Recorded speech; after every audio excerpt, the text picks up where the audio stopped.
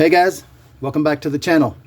Thought I would show you guys a couple of model kits that I built probably 5 years ago, somewhere in that area at least. And these two models that you see in front of you happen to be the very first attempt at spraying the metal flake silver that I use today still under my candy coats. But these were the first attempts, and the problem with these kits are I didn't use a primer. This was back before I ever really got seriously into the hobby. I just kind of built one every once in a while just to pass off some time. I mean, maybe one a year, maybe. However, things have changed, of course, and I've learned from these two cars right here, right off the bat, the very first time, because I actually sprayed both of these the same day. And that's why they're both this way, because before you start going, well, obviously you didn't learn anything because you did the other one the same way. Nope, sprayed them both the same day. Anyways, what you see spinning around there is, of course, the AMT 1955 Chevy Bel Air kit. And the silver coupe is actually the AMT 37 Chevy coupe. This is also, this 55 here is also the very first attempt at doing any kind of a panel paint job to kind of go along with that gasser theme. Now I'm going to get you down here a little closer because there's a little bit of a pattern to it. And from this distance, you can already see the blemishes through the blue paint, because like I said, there was no primer put down on the body before I sprayed the silver metallic on it.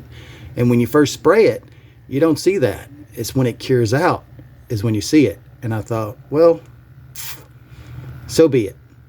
Like I said, I wasn't really into the hobby, just something to put on the shelf. So anyways, let me get you down here a little closer. You see the pattern, I think. Yeah, you can see the pattern in the blue. I used a very fine screen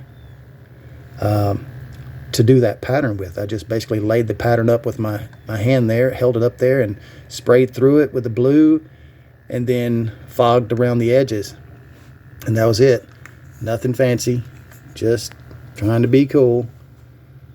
But like I said, this is one of the very first gassers I attempted to build from scratch.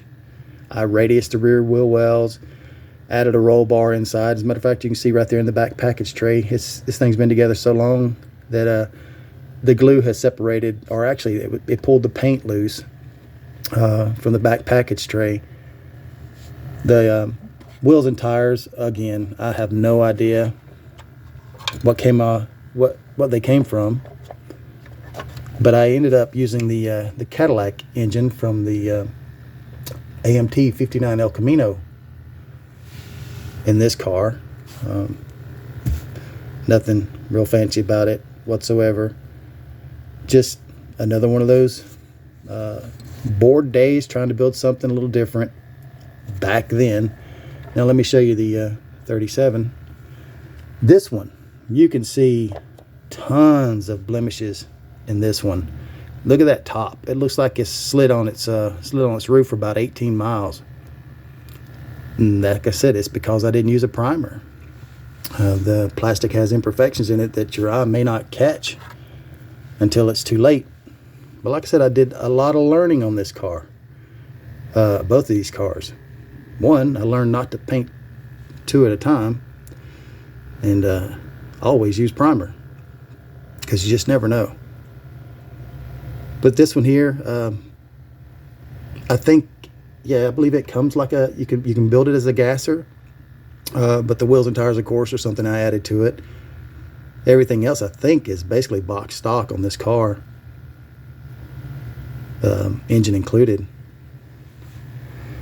But yeah, just like I said, look at that top. I mean, it looks like it slid for miles, but it's okay. I mean, you know, I built it for me to pass off some time and to have something cool to look at on the shelf.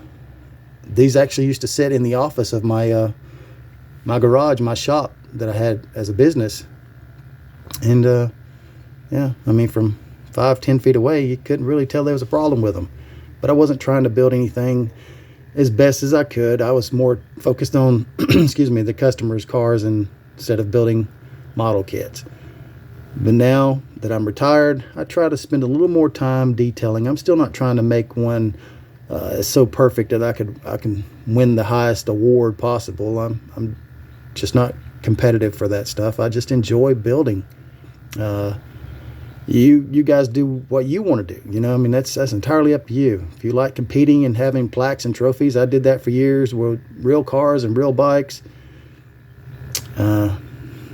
You guys can have that. I'm cool with that. I'll cheer for you. Me personally, I just like building this stuff for me. But I wanted to show you guys the kits and show you some imperfections. We all make mistakes, and like I said, some of us can learn from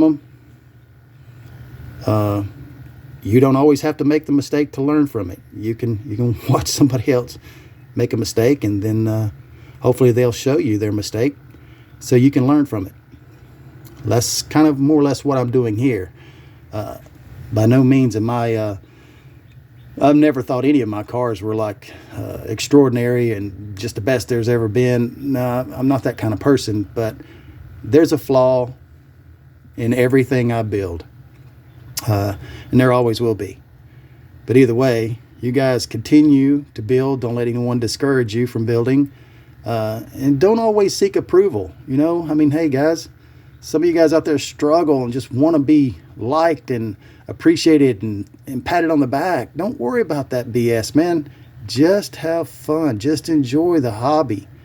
I mean, there's lots of worse things you can be doing in your life, and this ain't one of them. This is a pretty cool hobby to get into. A lot of great people. I've met a lot of great people just doing the YouTube alone, not to mention Facebook and Instagram.